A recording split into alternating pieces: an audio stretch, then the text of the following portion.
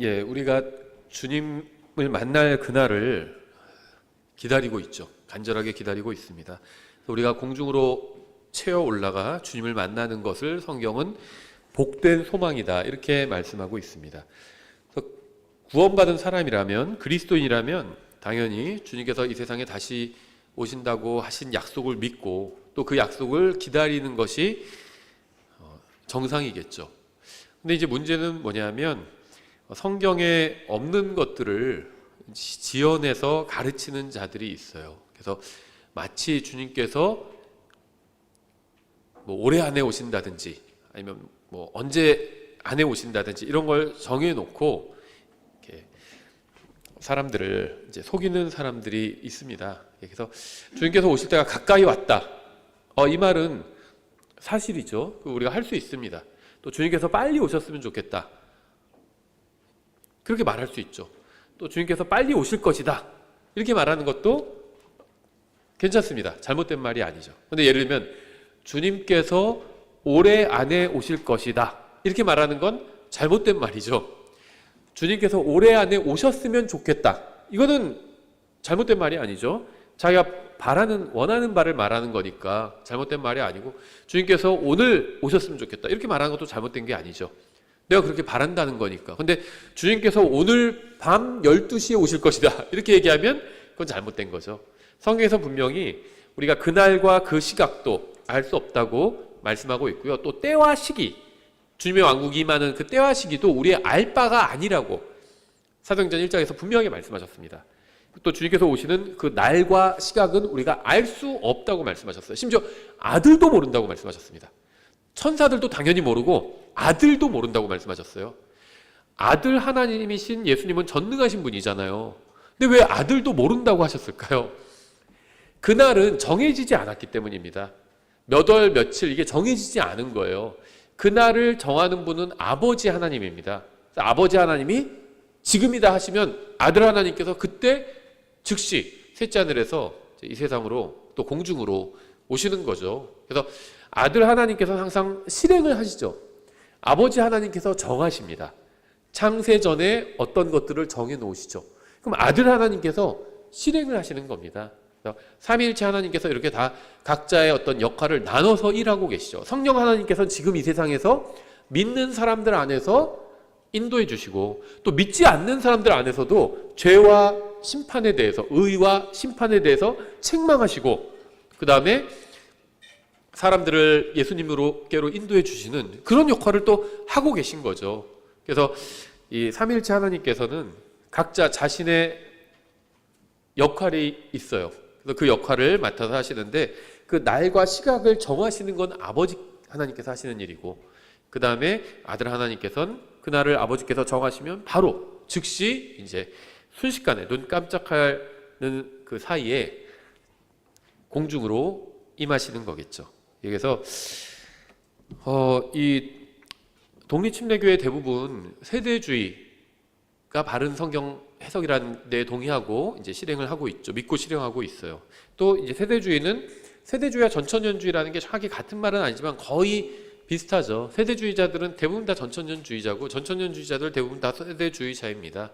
둘 다 성경을 바르게 해석하는 방법이에요. 저도 저 자신을 전천년주의자고 또 세대주의자로 이렇게 얘기할 수 있습니다. 성경을 바르게 해석하는 체계고, 우리나라뿐만 아니라 뭐 전 세계 독립침례교회들은 다 대부분은 그러니까 킹제임 성경을 믿는 독립침례교회들은 대부분 다 세대주의와 전천년주의, 이 바른 성경 해석 체계를 이제 채택을 하고 있습니다. 우리나라도 마찬가지인데요.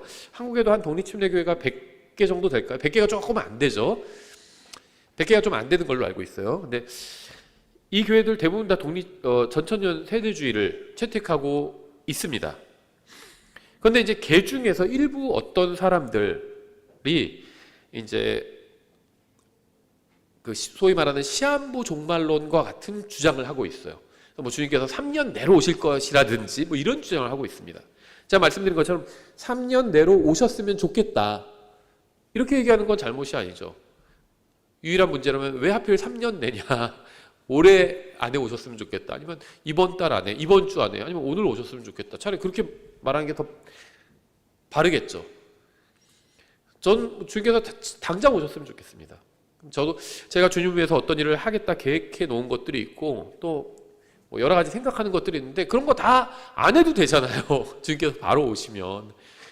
제가 아무리 주님을 위해서 뭐 위대한 일을 계획했다 할지라도 주님께서 오시는 거에 비하면 아무것도 아니죠. 주님께서 오시면 모든 문제가 다 해결됩니다. 제가 갖고 있는 모든 문제, 우리 교회가 갖고 있는 모든 문제, 한국의 독립침례교회가 갖고 있는 모든 문제, 세상에 있는 교회가 갖고 있는, 그리스도의 몸된 교회가 갖고 있는 모든 문제가 일거에 다 해결이 되는 거죠. 그래서 저는 주님께서 빨리 오셨으면 좋겠고 올해 안에, 이번 달 안에, 이번 주 안에, 오늘 안에 오셨으면 좋겠어요. 그래서 이렇게 소망하는 건 잘못된 게 아니라 이걸 자신이 확정하면 이제 비성경적인 이단 교리를 가르치는 것이 됩니다. 주님께서 3년 안에 오실 것이다. 올해 안에 오실 것이다. 뭐 10월 31일 안에 오실 것이다. 그날에 오실 것이다. 이렇게 정하는 것은 잘못된 것이죠. 그래서 오늘 우리가 이제 그것을 살펴볼 것은 아니고요. 이제 휴거와 재림 둘 다 주님께서 이 세상으로 오시는 것인데 성경에 하면 이 휴거라는 말은 나오지 않지만 이 휴거의 개념은 나옵니다. 데살로니가전서에 나와 있죠. 주님께서 공중으로 오셔서 예수님을 믿는 우리들을 공중으로 데려가시고 거기서 우리가 공중에서 주님과 만나고 또 주님께서 우리를 다 셋째 하늘로 데려가시는 것. 이게 이제 휴거입니다. 그래서 휴거의 개념은 성경에 나와 있어요. 마치 삼위일체라는 말이 성경에 나오진 않지만 그 개념은 성경에 나와 있잖아요. 대표적인 게 요한일서 5장 7절이고 또 다른 많은 성경 구절들을 통해서 삼위일체, 하나님께서 삼위일체로 존재하신다는 것을 우리가 충분히 알고 있죠. 어떤 분 또 이 삼위일체라는 요 한자어잖아요. 이게 요 말 갖고 시비 거는 분들 있어요. 삼위일체, 그럼 하나님의 몸은 하나다 뭐 이런 삼위일체니까 이게 몸체자잖아요. 근데 그런 건 아니고요. 그냥 영어로는 트리니티인데 이 트리니티를 삼위일체라는 말을 썼기 때문에 그냥 그것을 사용하는 겁니다. 또 요 자꾸 한자어를 가지고 이 한자 자체의 뜻을 가지고 이 성경 용어를 시비 거는 분들이 있는데 그거는 좀 문제가 있고요. 그러면 계속 모든 말을 다 새로운 용어를 만들어내야 돼요. 근데 그러기는 어렵죠. 그래서 그냥 영어로 트리니티라고 한 것을 그냥 우리말로 삼위일체라고 부르자 이렇게 약속한 겁니다. 그래서 이 성경에 삼위일체라는 말은 안 나오지만 그 개념은 나와요. 하나님 안에 아버지와 아들과 성령님께서 계시다. 세 분이 계시다. 여기 요한일서 5장 7절에서 증언하고 있는 사실이죠. 마찬가지로 성경에 휴거라는 말은 나오지 않지만 휴거의 개념이 나옵니다. 어떤 분들은 특히 한국 개신교, 특히 무천년주의를 믿는 장로교, 일반적으로 장로교나 보통 개신교회들이 무천년주의를 믿는 성향이 굉장히 강합니다. 다 그런 건 아니겠지만 그런 교회에서는 아예 휴거 자체를 부인하고 있습니다. 그래서 휴거를 말하는 사람들을 다 아예 이단으로 치부해 버리기까지 합니다. 한국 교회가 특히 그럽니다. 특히 그 1992년이었나요? 그 다미성교회 휴거 파동 이후에 이제 휴거에 대해서 말만 꺼내도 그냥 다 이단으로 정죄하는 그런 분위기가 있어요. 하지만 이 휴거는 말씀드린 것처럼 성경에 나온 개념이고 성경에서 가르치고 있는 진리입니다. 그래서 오늘 우리가 주님의 오심인 이 휴거와 재림에 대해서 좀 간략하게 살펴보고 이제 이 12가지로 좀 비교해 보려고 합니다. 휴거는 주님께서 공중으로 오시는 것이고 재림은 지상으로 오시는 거죠. 그래서 휴거를 공중 재림 이렇게 부르기도 하고요.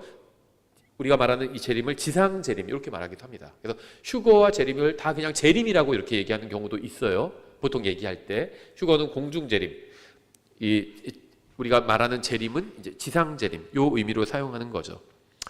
성경은 아무도 알지 못하는 시간에 예수 그리스도께서 자신의 왕자에서 일어나셔서 셋째 하늘에서 나오셔서 둘째 하늘을 지나 첫째 하늘로 오셔서 공중의 구름 속으로 오신다 이렇게 말씀하고 있습니다. 아무도 모르지만 사실 아버지 하나님께서는 아시겠죠. 그 아버지 하나님께서 정하시는 그때에 예수님께서 이렇게 공중으로 오시는 거겠죠. 나팔 소리가 들리고 주님께서는 자신을 믿는 구원받은 사람들을 부르실 겁니다. 그러면 예수님을 자신의 구원자로 받아들이고 죽은 모든 사람들이 부활해서 예수님을 구원자로 받아들인 살아있는 모든 사람들과 함께 들림받아 올라가 공중에서 주님을 만나게 될 것입니다. 그러니까 그 공중에서 주님을 만나는 자리는 단순히 믿는 사람 내 개인이 내가 주님을 만나는 자리고 또 여러분 각자가 주님을 만나는 자리이기도 하지만 교회 전체가 모이는 자리이기도 합니다. 2000년간 예수님을 믿고 죽은 사람들 성경적 표현으로는 주 안에서 잠든 자들이 다 일어나 공중에서 주님을 만나게 될 겁니다. 구약 성도는 포함되지 않습니다. 신약 성도만 포함된 겁니다. 예수님의 십자가 이후 신약 성도, 교회만 이 휴거에 참여하게 됩니다. 구약 성도는 이 휴거에 참여하지는 않아요. 지상 재림엔 참여하게 됩니다. 근데 공중 재림인 휴거에는 구약 성도는 참여하지 않습니다. 왜냐하면 이거는 그리스도와 이제 어린 양이 그러니까 그리스도인과 어린 양이 만나는 어린 양의 혼인식을 위한 모임이기 때문에 교회만 참여하게 됩니다. 근데 2000년 전에 예수님을 믿고 죽은 사람, 그 사람도 교회에 들어가 있겠죠. 그 지난 2000년간 주님 안에서 죽은 모든 사람들이 다 여기에 포함되겠죠.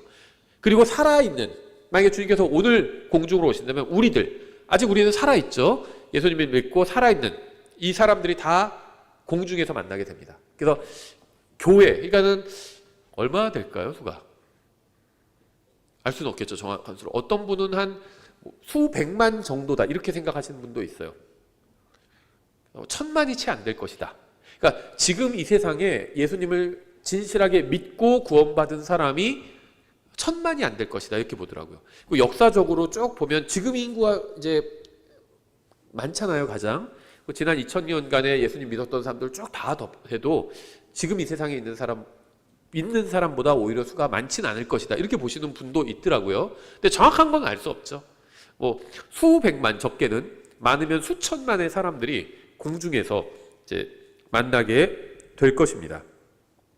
눈 깜짝하는 순간에 우리의 몸이 썩고 죽어 없어질 것에서 예수 그리스도의 몸처럼 영원하고 영광스러운 부활의 몸으로 변화가 될 것입니다. 그러니까 지금 주님 안에서 죽어서 하늘나라에 셋째 하늘에 있는 사람들은 아직 이 몸을 입고 있는 건 아니에요. 영적인 몸을 입고 있을 겁니다. 하지만 이 영원하고 영광스러운 부활의 몸을 입고 있는 것은 아니라는 겁니다. 그러니까 예를 들면 작년에 예수님을 믿고 돌아가신 분이 지금 셋째 하늘에 있을 거 아니에요. 그 사람도 어떤 영적인 몸을 입고 있을 겁니다. 하지만 부활의 몸을 입고 있지는 않다는 겁니다. 부활의 몸은 언제 입느냐? 교회 전체가 부활의 몸을 입게 되는 날이 바로 이 휴거의 날이라는 겁니다. 그래서 우리가 복된 소망이라고 또 이렇게 부르고 있는 거죠. 그래서 주님께서 공중으로 오셔서 우리 각자의 이름을 부르시면 우리가 각자가 들림받아 공중으로 올라가게 되고, 올라갈 때 이제 우리의 이 썩을 몸이 영원하고 영광스러운 부활의 몸으로 변화가 될 것입니다. 그래야 말이 되겠죠. 그러니까 어떤 분은 그럼 올라갈 때 우리 몸이 변화된다는 말이 어디 있느냐 이렇게 따지는 분도 있는데요. 변화되지 않으면 올라갈 수가 없겠죠. 이 벽을 통과해서 어떻게 가요? 벽에 다 막히지. 예수님께서 부활하셨을 때 문이 닫혀 있는데 통과해서 들어가셨잖아요. 그 순식간에 아버지 하나님께 왔다 갔다 하셨잖아요.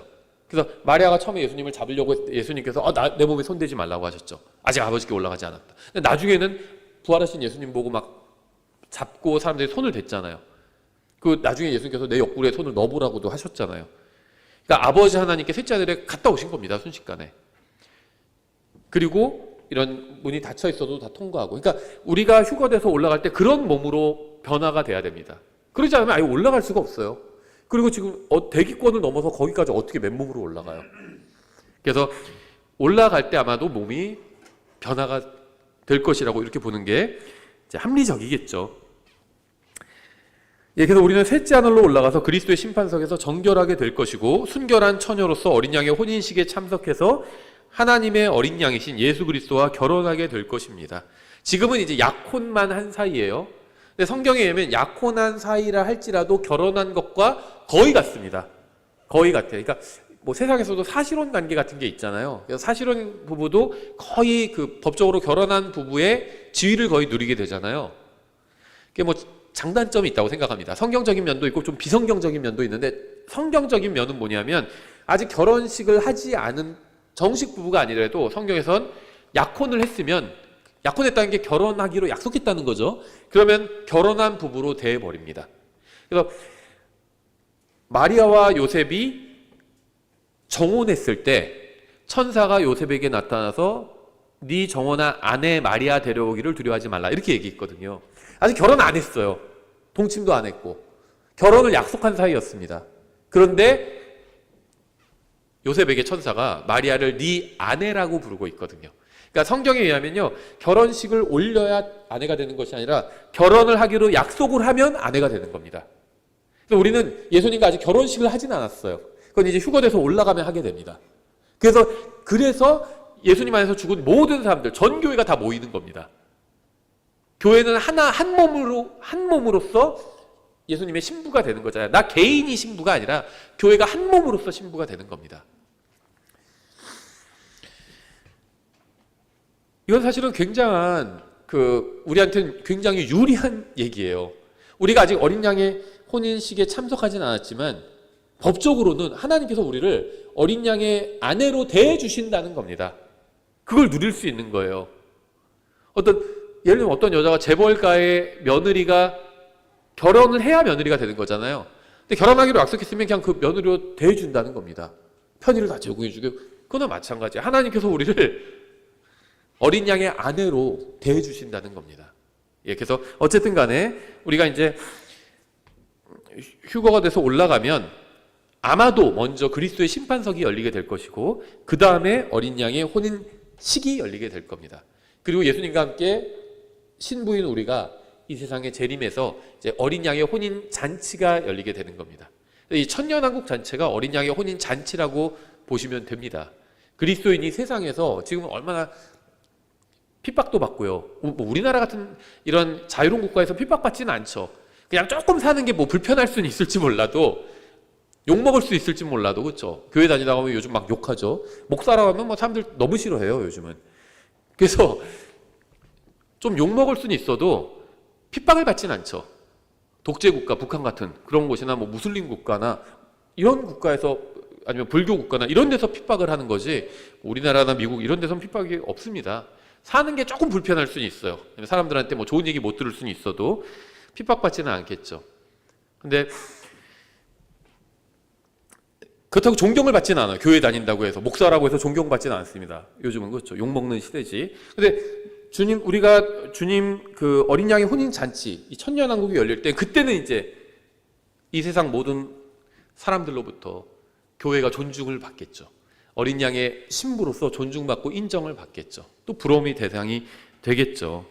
예, 그래서 공중에서 교회는 주님과 만나서 어린 양의 혼인식을 치르게 되고 주님과 함께 지상으로 재림하게 됩니다. 예, 그래서 천년간 주님과 함께 통치를 하게 됩니다. 예, 이 기간 동안 이 세상에선 야곱의 고난의 때로 알려진 7년 대환란이 펼쳐지게 됩니다. 대환란이 끝나면 예수 그리스도께서 다시 셋째 하늘을 떠나 둘째 하늘과 첫째 하늘을 지나 지상에 서실 것이고 원수들을 멸망시키고 왕국을 세우실 겁니다. 지금 이 세상 왕국들은 주님의 왕국은 아니죠. 주님의 왕국은 믿는 사람들 안에 있습니다. 영적인 왕국이죠. 이 세상의 물리적인 왕국들은 주님의 왕국이 아닙니다. 하나님이 계신데 왜 이 세상이 엉망진창이냐? 하나님의 왕국이 아니에요. 이 세상은. 이 세상의 신은 마귀고요. 마귀가 영적인 통치자들을 또 세워놨습니다. 우리나라는 왕국은 아니지만 우리나라를 주관하는 영적인 사악한 자가 있을 겁니다. 그래서 그 자가 왕으로서 통치하고 있겠죠. 또 각 민족들을 통치하는 왕들이 있을 겁니다. 영적인 세력이죠. 천사와 같은 영적인 세력입니다. 성경에 보면 영적인 세력들이 나오죠. 천사가 있고 마귀들이 있고 어떤 통치자들이 있어요. 그리고 또 순찰자도 있습니다. 성경에 의하면 반지의 장 같은 게 이 성경을 따라한 겁니다. 이 톨킨은 굉장히 성경을 많이 읽은 사람이에요, 사실. 그리고 우리가 잘 아는 기독교 유명한 변증가로 알려진 C.S. 루이스의 친구저들이 톨킨과. 그래서 이 기독교 세계관을 반영하기 위해서 그걸 쓴 겁니다. 다른 의도도 있었겠지만 어쨌든지 간에 예, 주님께서 재림하시면 자신의 왕국을 세우실 겁니다. 그걸 우리는 이제 보통 천년 왕국이다 이렇게 부르죠. 예, 이것이 바로 이 세상을 향한 하나님의 계획입니다. 예, 그래서 오늘은 주님께서 공중으로 오셔서 자신의 교회를 데려가시는 휴거와 지상으로 오시는 재림의 차이점을 12가지 정도만 이렇게 간략하게 좀 살펴보려고 합니다. 많은 사람들이 휴거와 재림을 혼동하고 있고요. 또 실제로 한국의 기독교인들 대다수는 이 휴거와 재림을 혼동하고 있습니다. 또 구분하지 않는 경우도 굉장히 많아요. 근데 성경을 우리가 기록된 그대로 읽는다면 이 둘은 서로 다른 사건이라고 우리가 분명하게 분별을 할 수 있습니다. 먼저 첫 번째, 휴거는 예수님께서 믿는 사람들을 위해서 오시는 것이고 재림은 믿지 않는 사람들을 심판하기 위해서 오시는 겁니다. 그래서 휴거는 믿는 사람들을 위해서 오시는 것이고 재림은 믿는 사람들과 함께 오시는 겁니다. 그래서 휴거는 예수님을 믿는 사람들이 공중으로 들려 올라가는 것, 그래서 주님과 만나는 게 휴거죠. 근데 재림하실 때는 우리가 주님과 공중에서 만났잖아요. 또 셋째 하늘에 구약 성도들이 있죠. 그리고 나중에 환란 성도들은 환란이 끝날 때, 대환란이 끝날 때 공중으로 들림받아 올라가게 됩니다. 그럼 그들과 공중에서 또 주님이 만나셔서 그때는 그들이 주님만 만나는 게 아니라 이미 휴거대에 올라가 있는 신약 성도, 교회와 또 이제 셋째 하늘에서 2000년간 안식한 구약 성도와 함께 만나게 되죠. 그래서 주님께서 공중에서 만나서 지상으로 재림하실 때는 구약 성도가 함께하고 교회인 신약 성도들이 함께하고 환란을 통과한 환란 성도들이 함께하게 됩니다. 환란 성도는 교회가 아닙니다. 오히려 굳이 따지자면 구약 성도들에 가까워요. 성격이 환란 성도들은. 이 환란 성도들의 상당, 정확한 비율을 알 수 없겠지만 상당 부분은 아마 유대인들로 이루어져 있을 겁니다. 광야로 도망친 유대인들이 이 환란 성도들의 상당 부분을 이루게 되겠죠. 이방인들도 있겠죠, 당연히. 그래서 주님께서 최종적으로 지상으로 재림하실 땐 구약 성도, 신약 성도, 환란 성도 이 모든 성도들을 데리고 함께 재림을 하실 겁니다. 휴거는 예수님께서 믿는 사람들을 위해서 오시는 겁니다. 요한복음 14장 2절과 3절에 이렇게 되어 있어요. 내 아버지 집에 거할 곳이 많도다. 그렇지 않으면 내가 너희에게 말해 주었으리라. 내가 너희를 위해 처소를 예비하러 가노니 가서 너희를 위해 처소를 예비하면 내가 다시 와서 너희를 내게로 받아들여 내가 있는 곳에 거기에 너희도 있게 하리라. 정확히 휴거에 대한 말씀입니다. 주님께서 먼저 가셨죠. 처소를 마련 예비하셨습니다. 다. 그렇죠. 그래서 예비하면 내가 다시 와서 너희를 내게로 받아들여. 주님께서 여기 지상으로 완전히 재림하시진 않는 겁니다. 공중에 계시고 공중으로 부르시는 거예요. 그래서 내게로 받아들여 내가 있는 곳에 너희도 있게 하리라.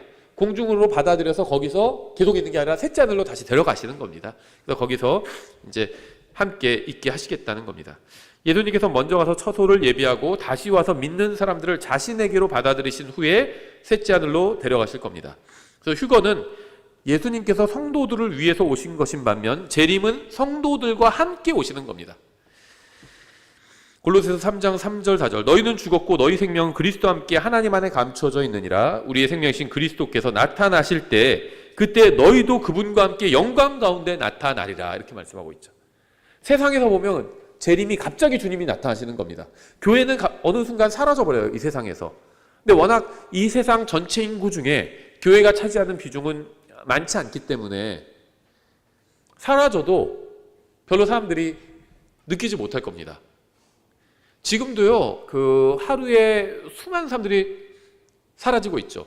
일본만 해도요, 1년에 한 100만 명씩 인구가 줄어들고 있대요. 우리나라도 지금 인구가 계속 줄어들고 있죠. 중국이 추월했대요.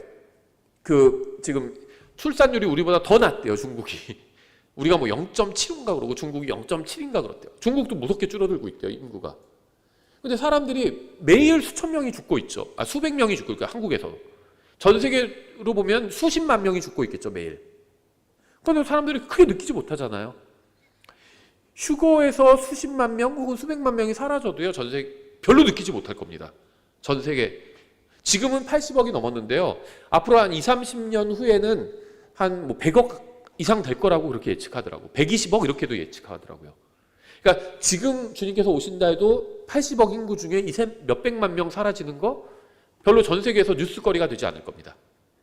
근데 한 20, 30년 후에 120억 지구 인구가 그런데 주님께서 오신다? 그때도 몇백만이 사라진다? 별로 뉴스가 안 될 거라고 봅니다. 한 일주 정도는 갑자기 사람들이 많이 대거 실종했다 이런 뉴스 나오다가 나중에 금방 다시 무슨 케이팝 무슨 노래가 빌보드 차트 1위 했습니다. 이런 걸로 뉴스가 다 덮일 거예요. 아니면 누가 무슨 200골을 EPL에서 넣었습니다. 이런 걸로 다 덮일 겁니다. 그래서 항상 그래 왔어요. 그냥 그런 연예인들 아니면 운동선수 아니면 어디서 전쟁이 일어나고 이런 기사로요. 금방 다 덮여버립니다. 그래서 교회는 그리스도와 함께 나타나게 될 것입니다. 골로새서 3장 3절 4절에서 말씀하신 것처럼 이게 이제 재림에 관한 말씀이라고 볼 수 있습니다. 그래서 성경은 예수님께서 재림하실 때 우리가 그분과 그분께로 가는 것이 아니라 그분과 함께 나타난다 이렇게 말씀하고 있습니다. 왜냐하면 우리는 휴거 때 예수님께로 갔습니다. 그리고 재림 때는 예수님과 함께 이 세상에 나타나게 될 것입니다. 두 번째, 휴거는 아무도 목격할 수 없지만 재림은 모든 사람이 목격하게 될 것입니다. 성경은 어디서도 누군가 휴거를 목격하게 될 것이라고 말씀하신 적이 없습니다. 아무도 휴거를 목격할 수는 없지만 재림은 모든 사람들이 목격하게 될 거예요. 휴거는 눈 깜짝하는 순간에 이루어지거든요. 그래서 목격할 수가 없습니다. 휴거를 믿고 안 믿고는 개인의 자유겠지만 성경은 휴거가 그런 식으로 이루어진다고 말씀하고 있어요. 사도행전 1장에서 천사들은 예수님께서 올라가신 그대로 다시 오실 것이라고 증언했습니다. 예수님께서 올라가실 때 사람들이 다 눈으로 봤잖아요. 근데 재림은 그 반대로 일어날 거라는 거예요. 올라가시니까 내려오시는 거. 근데 사람들이 눈으로 볼 수 있다는 겁니다. 사도행전 1장 11절이죠. 또 그들이 이르되 너희 갈릴리 사람들아, 천사가 하는 말이죠. 너희가 어찌하여 서서 하늘을 바라보느냐. 너희를 떠나 하늘로 들려 올라가신 이 동일한 예수님께서는 너희가 그분께서 하늘로 들어가심을 본 그대로 오시리라 하니라. 예수님의 재림은 가시적으로 이루어지기 때문에 그분이 오시는 것을 모든 사람이 눈으로 볼 수 있을 겁니다. 계시록 1장 7절에도 나와 있죠. 보라, 그분께서 구름들과 함께 오시느니라. 모든 눈이 그분을 보겠고 그분을 찌른 자들도 볼 것이요 땅의 모든 족속들이 그분을 인하여 통곡하리니 참으로 그러하리로다. 아멘. 과거에는요, 사람들이 이 말씀을 안 믿었어요. 아니, 어떻게 모든 사람이 다 봐. 지구가 둥근데 또 지구 둥글지 않다 이렇게 믿는 분들도 있죠. 뭐 킹제 성경 진영. 어쨌든 간에 어떻게 모든 사람이 다 봐. 한쪽이 밤이면 한쪽이 낮이니까. 뭐 지구가 둥글다는 걸 부인하는 분들도 어쨌든지 간에 한쪽이 낮이면 한쪽이 밤이라는 그 사실은 인정하더라고요. 평평한데 해가 한쪽만 비친대요. 해가 안 비치는 데가 밤이 된대요. 뭐 그렇게 믿는 분들도 있더라고요. 어쨌든 간에 그러면 낮에 주님께서 낮은 부분으로 재림하시면 그 지역에 있는 사람들은 보겠지만 다른 지역은 밤인데 어떻게 보겠어? 미국이 낮으면 한국이 밤이잖아, 일반적으로.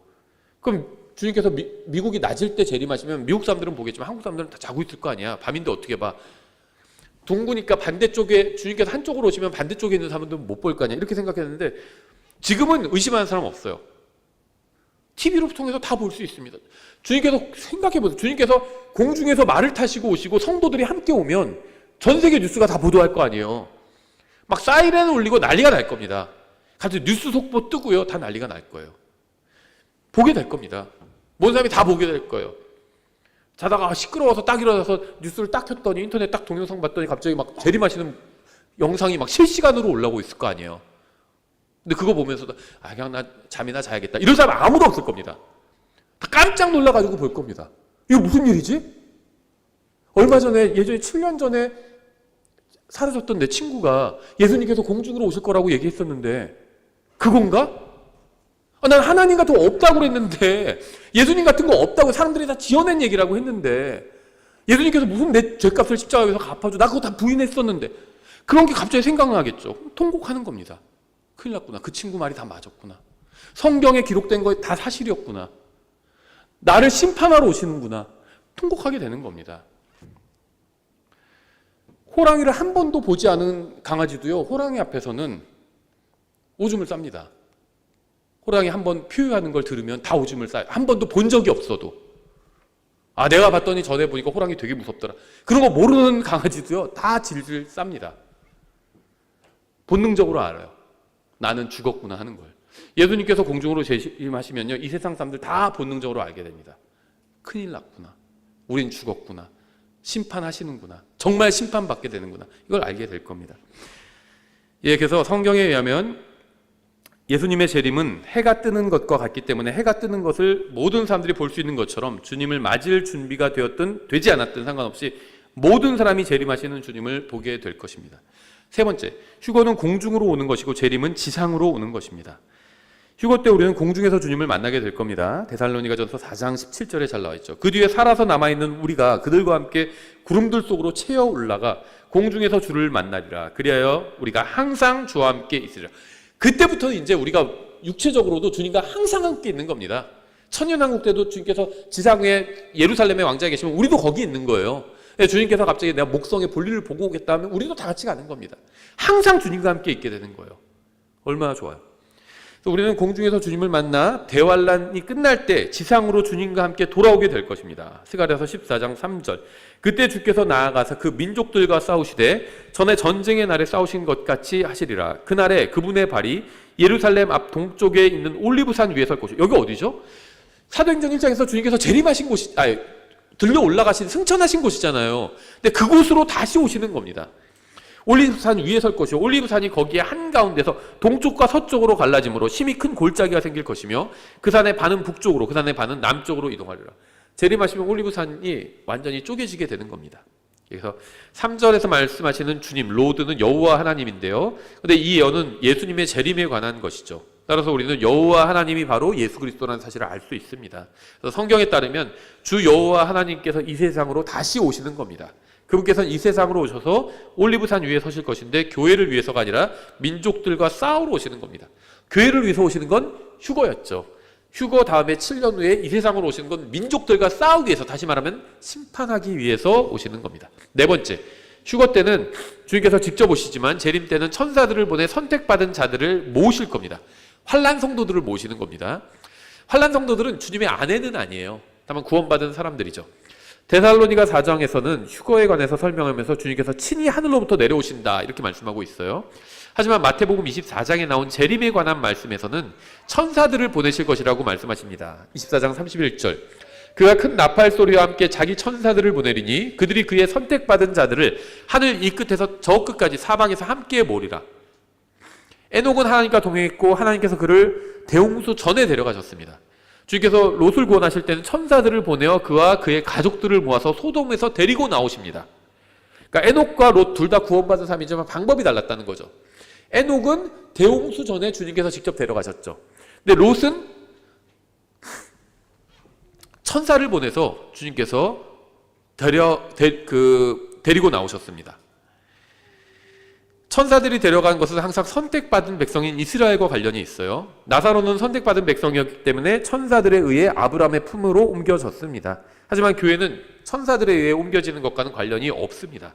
교회는 성령께서 내주하시는 그리스도의 몸이기 때문에 그리스도께서 직접 데려가시는 겁니다. 다섯 번째, 휴거를 위한 표적은 없지만 재림을 위한 표적은 있습니다. 휴거가 일어나기로 정해진 때는 없습니다. 휴거는 순식간에 일어나요. 언제든지 눈 깜짝하는 순간에 일어날 수 있습니다. 그래서 아무런 표적이 없어요. 표적이 사인입니다. 사인을 주고받는다 이런 말을 하잖아요. 휴거를 위한 사인이 없다는 거예요.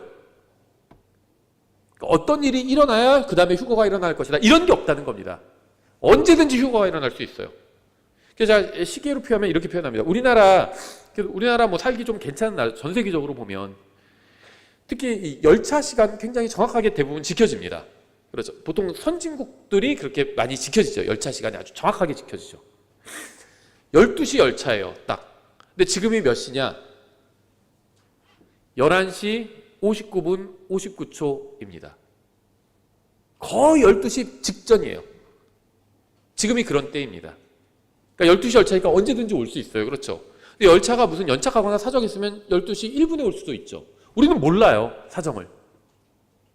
오다가 무슨 일이 있어서 조금 갑자기 기관사가 브레이크를 잡아가지고 한 몇 분 지체 있을 수도 있어요. 그렇죠. 모릅니다. 근데 12시 열차니까 12시에 올 거예요.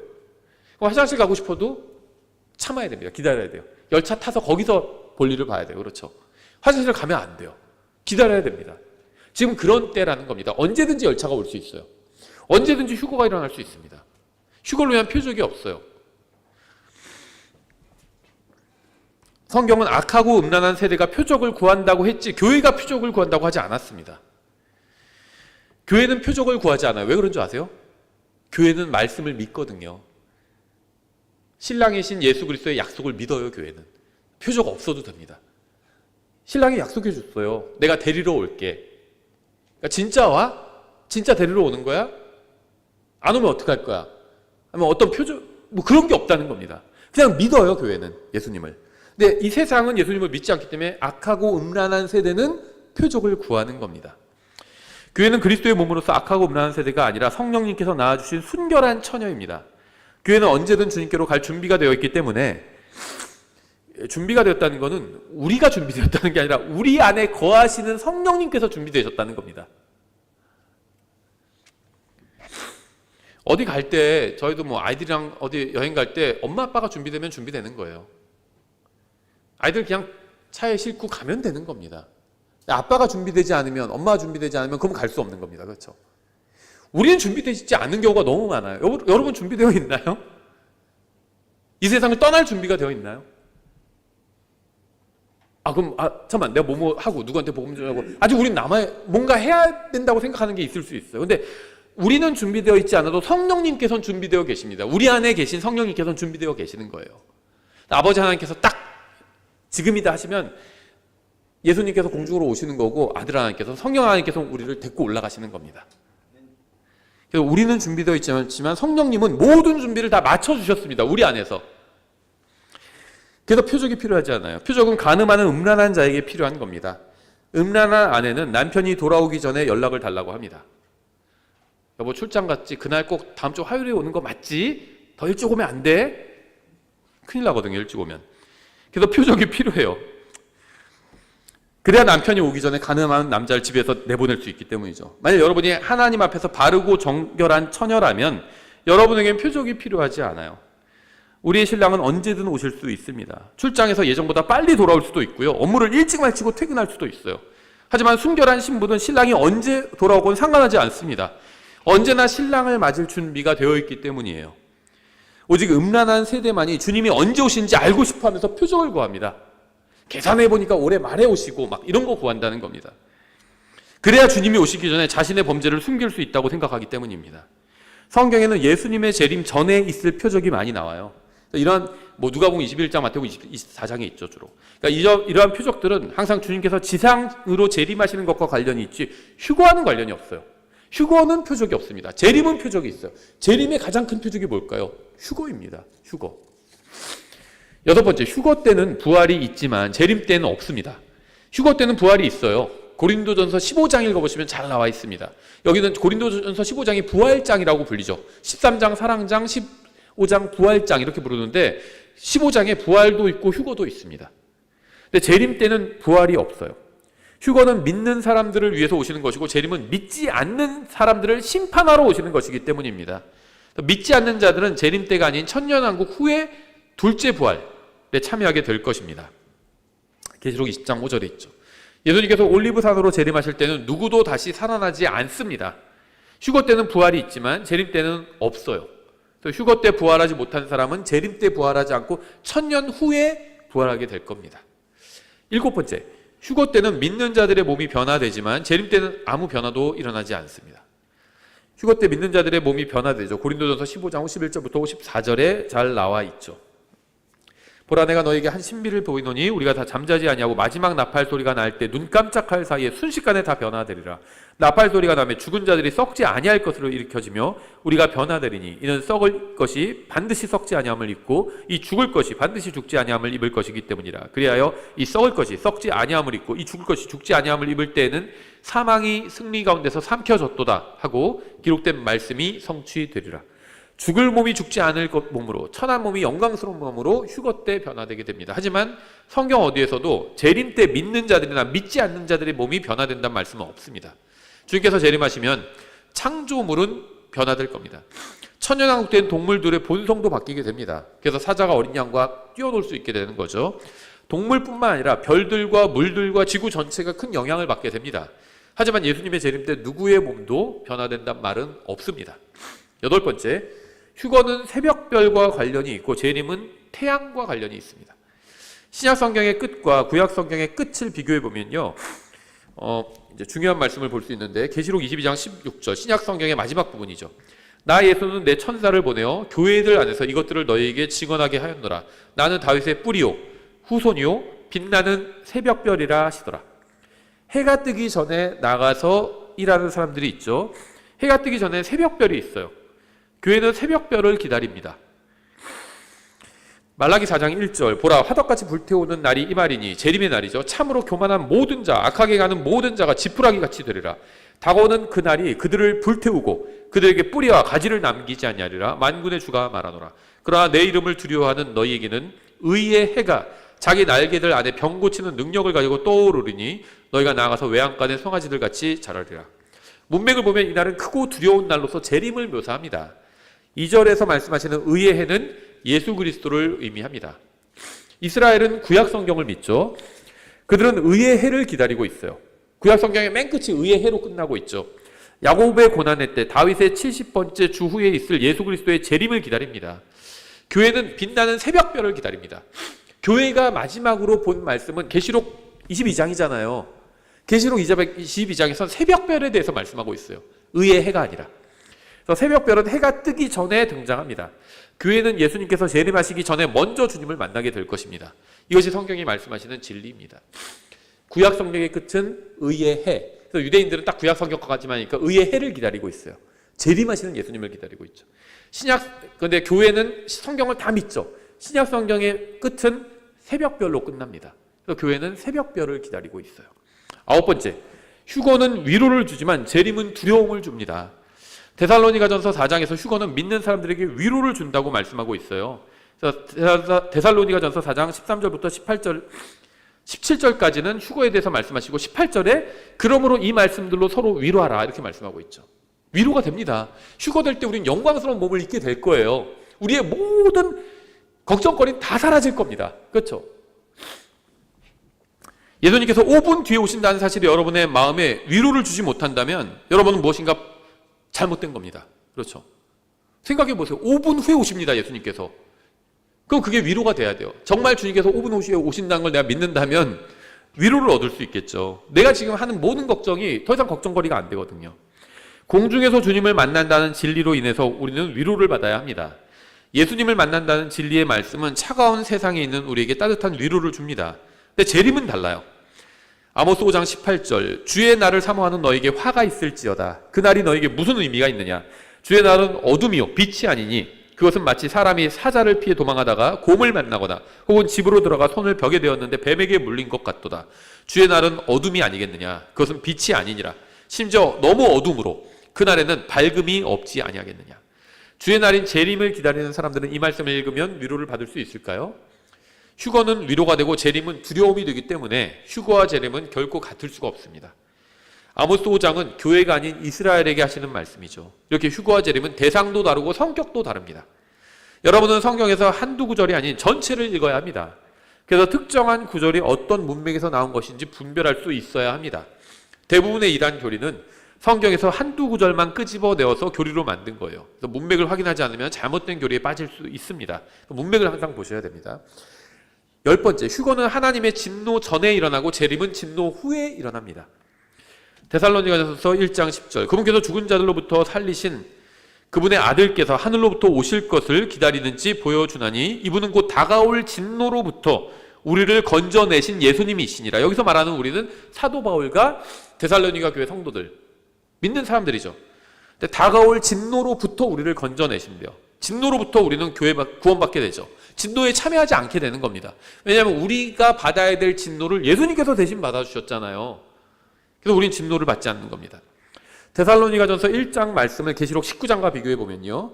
여기서 하나님의 말씀이신 예수님에 대해서 진술하고 있는데요. 계시록 19장 14절에 하늘에 있던 군대들이 희고 깨끗한 고운 아마포 옷을 입고 흰 말을 타고 그분을 따르더라. 여기서 말하는 군대가 누군지 분명하죠. 희고 깨끗한 아마포를 입고 있는 것은 바로 교회입니다. 교회가 예수님과 함께 하늘에서 내려오게 되는 거죠. 계속해서 15절 그분의 입에서 예리한 검이 나오는데 그분께서 그 검으로 민족들을 치시고 또 철장으로 그들을 다스리시리라. 또 그분께서는 전능자 하나님의 맹렬한 진노의 포도즙 틀을 밟으시며. 교회는 하나님의 진노인 대환란으로부터 구원받았습니다. 재림은 하나님의 진노인 대환란 끝에 일어나게 됩니다. 휴거는 진노로부터 구원받은 것이고 재림은 진노와 함께 오는 것입니다. 이건 엄청난 차이가 있는 거죠. 11번째, 많은 환란들이 있고 단 하나의 환란이 있습니다. 이 둘은 서로 다르죠. 마귀들이 있고 마귀 한 마리가 있죠. 이 둘이 서로 다른 것과 같습니다. 예수님께서 오실 때는 자신의 것을 위해서 오십니다. 그리스도 안에 있는 사람은 살아있든 죽어있든 누구나 들림받아 올라가 공중에서 주님을 만나 영원히 주님과 함께 하게 됩니다. 이것이 성경이 말씀하시는 휴거죠. 하지만 재림은 다릅니다. 데살로니가 후서 1장 4절부터 8절에 그러므로 너희가 당하는 너희의 모든 핍박과 환난, 여기서 말하는 너희는 데살로니가 교회 성도들이죠. 성도들, 구원받은 성도들입니다. 근데 구원받은 성도들도 환난을 당한대요. 너희의 모든 환난과 핍박, 모든 핍박과 환난, 트리뷸레이션스입니다. 환난들이죠. 속에서 드러난 너희의 인내와 믿음으로 인해 우리는 하나님의 교회들에서 직접 너희를 자랑하노라. 그것은 하나님의 의로운 심판의 명백한 증표인데 이것은 너희가 하나님의 왕국에 합당한 자로 여겨지게 하려 함이라. 그 왕국을 위하여 너희도 고난을 당하느니라. 너희를 괴롭게 하는 자들에게는 환난으로 갚으시고, 이건 단수입니다. 그러니까 성도들에게 말씀하실 때는 너희가 환난을 당한다 할 때 환난들을 당한다 이렇게 얘기하고 있어요. 트리뷸레이션스. 그런데 너희를 괴롭게 하는 자들에게 환난으로 갚으시고 할 때는 환난, 트리뷸레이션입니다. 단수예요. 너희에게는 우리와 함께 안식으로 갚으시는 것이 하나님께서는 의로운 일인즉, 즉 예수님께서 자신의 강력한 천사들과 함께 하늘로부터 나타나사 하나님을 알지 못하는 자들과 우리 주 예수 그리스도의 복음에 순종하지 아니하는 자들에게 타오르는 불로 징벌하실 때 그리하시리라 이렇게 말씀하고 있죠. 그러니까 여기서 두 번째, 성도들을 괴롭게 하는 자들에게 환난으로 갚으시고 할 때 이 환난이 대환난이라는 걸 알 수 있죠. 왜냐하면 주 예수 그리스도의 복음에 순종하지 않은 자들을 타오르는 불로 징벌하실 때 하늘로부터 나타나셔서, 이건 재림이죠. 그래서 성경이 이렇게 그리스도인들이 당하는 고난, 이거를 그냥 환난들이라고 부르고 있고요. 다음에 믿지 않는 자들이 참여하게 될 주님의 재림에 일어날 일을 환난, 단수로 얘기하고 있습니다. 이걸 마태복음에서는 앞에 그레이시라고 붙여서 대환난 이렇게 말하고 있는 거죠. 예, 그래서 4절에서 말하는 환난과 6절에서 말하는 환난이 서로 다릅니다. 4절에서 말하는 특정한 환난인 대환난을 말하지 않고, 4절에서는 대환난을 말하는 것이 아니라 이 세상에서 겪는 어려움에 대해서 말하고 있어요. 단수가 아닌 복수로 얘기하고 있습니다. 근데 6절에서는 특정한 환난인 대환난을 말하고 있기 때문에 복수가 아닌 단수로 말하고 있습니다. 7절과 8절을 보면 6절이 대환난에 관한 말씀이란 걸 쉽게 알 수 있어요. 예수님께서 타오르는 불로 징벌하시는 것에 관해서 얘기하고 있으니까요. 예, 그래서 이 휴거와 재림이 이렇게 분명히 다르다는 걸 알 수 있습니다. 마지막으로 12번째, 휴거 때는 구원받은 사람들이 모두 깨어나게 되고 재림 때는 구원받지 못한 자들이 모두 잠들게 될 것입니다.